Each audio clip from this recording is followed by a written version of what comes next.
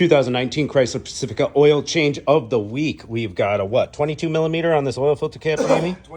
24 right here. There's your oil filter, guys. It sits in there. It just pops, clips right out. Oil fill cap off here, dipstick up. Now let's raise it up in the air. We got a 13 millimeter right here on the drain plug. She's all drained out. Here's our oil filter housing cap right here. Get you a little pick right in the groove and pop that guy off. Pop your new one on.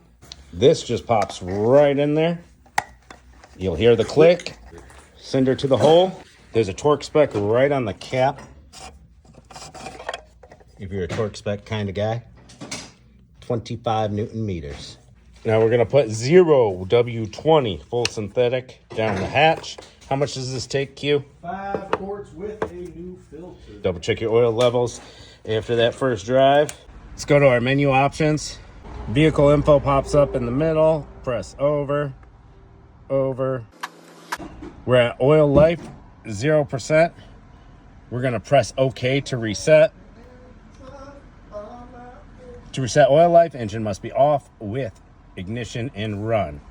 Now we hold the OK button to reset. Boom, 100%, easy as that.